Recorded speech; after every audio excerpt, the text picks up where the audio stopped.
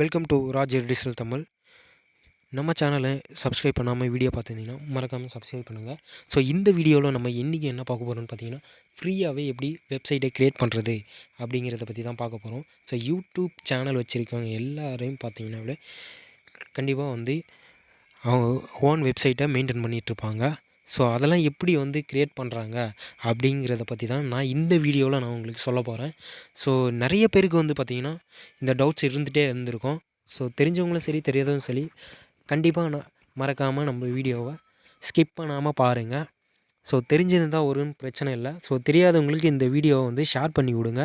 So அவங்க பார்த்து தெரிஞ்சுக்கிட்டோம். ஸோ வாங்க அதை எப்படி க்ரியேட் பண்ணுறது அப்படிங்கிறத பற்றி பார்த்துடலாம்.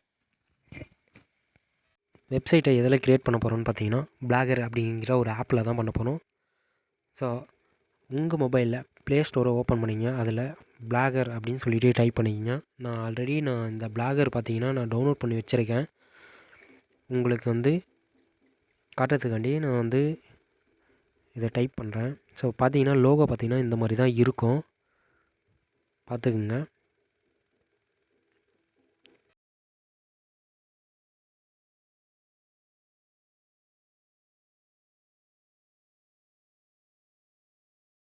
டவுன்லோட் பண்ணிவிட்டு ஓப்பன் பண்ணிங்கன்னா உங்கள் மெயில் பாஸ்வேர்டு கேட்கும். ஸோ அதை கொடுத்து நீங்கள் லாகின் பண்ணிங்கன்னா இந்த மாதிரி ஒரு பேஜ் ஒன்று இருக்கும்.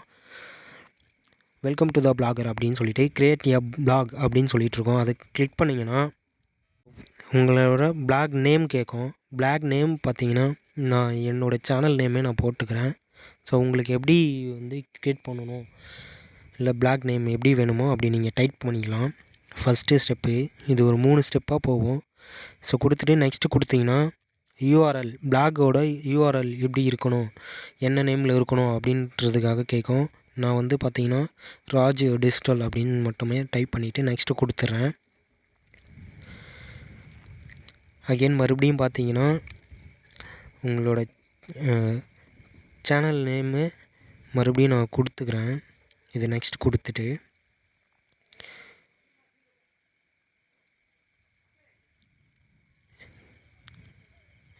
இந்த மாதிரி ஃபில் பண்ணிங்கன்னா பேஜ் வந்து பார்த்திங்கன்னா உங்களோட வெப்சைட் வந்து பார்த்திங்கன்னா க்ரியேட் ஆகிடும். ரொம்ப சிம்பிள் தான் இது. ஸோ க்ரியேட் பண்ணி முடித்த உடனே இந்த மாதிரி தான் இருக்கும். ஸோ பென்சில் ஐக்கானை கிளிக் பண்ணிங்கன்னா அதில் தான் நீங்கள் வந்துட்டு பார்த்தீங்கன்னா உங்கள் இமேஜோட லிங்க்கோ இல்லை ஏதாவது எழுதணும் இது பண்ணிவிட்டு பப்ளிஷ் பண்ணிக்க முடியும். ஸோ வெப்சைட்டு வந்து பார்த்திங்கன்னா க்ரியேட் பண்ணி முடித்தாச்சு. ஸோ இதோட லிங்க்லாம் எப்படி கொடுக்குறாங்க அப்படிங்கிறத வந்து பார்க்கலாம் வாங்க.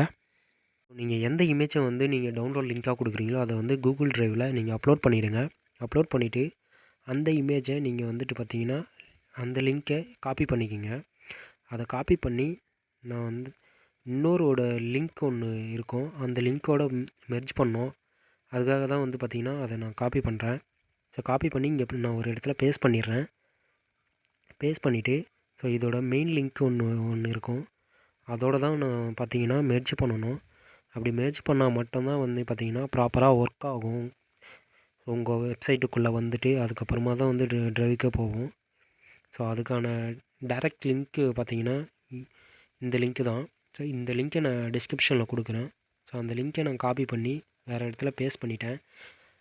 இப்போது நம்ம இமேஜோட அந்த லிங்க் எடுத்தோம் பார்த்திங்களா, அந்த // இருக்கும், அதுக்கு முன்னாடி வரைக்கும் செலக்ட் பண்ணிக்கிங்க. அந்த ஸ்லாஷோடலாம் செலக்ட் பண்ணோன்னா ஸ்லாஷுக்கு அப்புறமா இருக்கிறதுலேருந்து லாஸ்ட் எண்டு வரைக்கும் செலக்ட் பண்ணி காப்பி பண்ணி எடுத்துங்க. எடுத்துகிட்டு இந்த லிங்க்கோட நீங்கள் பார்த்தீங்கன்னா பேஸ்ட் பண்ணி விட்டுருங்க. பேஸ்ட் பண்ணிவிட்டு இப்போ ஃபுல்லாக பார்த்தீங்கன்னா செலக்ட் பண்ணி காப்பி கொடுத்துங்க.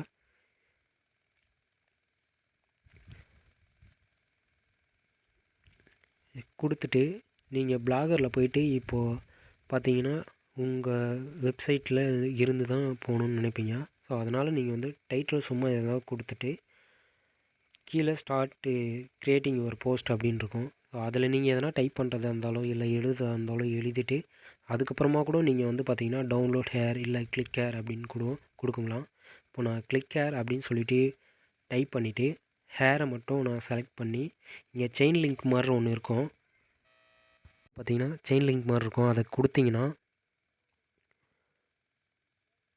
அந்த வேர்டுக்கு மட்டும் அந்த வேர்டை கிளிக் பண்ணால் டைரெக்டாக நம்ம டவுன்லோட் பேஜுக்கு போகிற மாதிரி அது.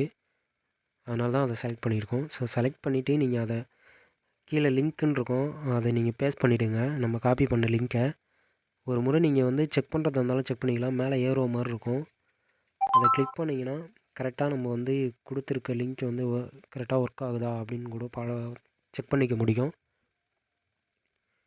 ஸோ கரெக்டாக இருக்குது. ஸோ பேக் வந்துடலாம். ஆட் லிங்க்கு அப்படின்னு இருக்கும், அதை கொடுத்துக்குங்க. கொடுத்துட்டு மேலே டிக் ஆப்ஷன் இருக்கும், அதை கொடுத்துட்டு பப்ளிஷ் பண்ணுறதா இருந்தாலும் பப்ளிஷ் பண்ணிக்கலாம். ஸோ இன்னொரு முக்கியமான என்னதுன்னு பார்த்தீங்கன்னா, ஸோ பப்ளிஷ் பண்ணிவிட்டு இது நீங்கள் அந்த போஸ்ட்டுக்கு பார்த்தீங்களா டெமோ அப்படின்னு சொல்லிட்டு இருக்கோம், நான் கொடுத்துருக்கேன். அதை கொடுத்து அதுலேருந்து மறுபடியும் பார்த்திங்கன்னா லிங்க்கு வந்து எடுக்கணும். அந்த லிங்க் எடுத்து தான் வந்து பார்த்திங்கன்னா நம்ம டவுன்லோட் லிங்க்காக யூடியூப்பில் வந்து பார்த்திங்கன்னா கொடுக்கணும். அதை கொடுத்தா மட்டும்தான் பார்த்திங்கன்னா வெப்சைட்டுக்கு வந்துட்டு அதுக்கப்புறம் ட்ரைவுக்கு வரும், டவுன்லோட் பேஜுக்கே போகும். ஸோ இந்த 3 வேலையை கரெக்டாக பண்ணிட்டாலே ஸோ நம்ம பார்த்திங்கன்னா டவுன்லோட் லிங்க் கொடுக்குறவங்களுக்கு வந்து பார்த்திங்கன்னா கொஞ்சம் சிரமமாக இருக்கும். ஆனால் இதில் ஏதாவது வந்து ஆர்டிகல்ஸ் எழுதுகிற மாதிரி இல்லை கதை எழுதுகிற மாதிரி இருக்கிறவங்களுக்கு எல்லாம் பார்த்திங்கன்னா உண்மையிலே ரொம்பவும் ஈஸியாக சிம்பிளாக இருக்கும். ஸோ இதில் ஏதாவது வந்து புரியல அப்படின்னு உங்களுக்கு தோணுச்சு, இல்லை எனக்கு சரியாக புரிஞ்சிக்க முடியல, ஸோ வேகமாக சொல்லிட்டீங்க அப்படின்னீங்கன்னா கண்டிப்பாக எதனா டவுட் இருந்தால் கண்டிப்பாக நம்ம வீடியோ கீழே வந்துட்டு கமெண்ட் பண்ணுங்கள். நான் அதுக்கான வீடியோவும் நான் க்ரியேட் பண்ணி போடுறேன். தேங்க்யூ ஃபார் வாட்சிங்.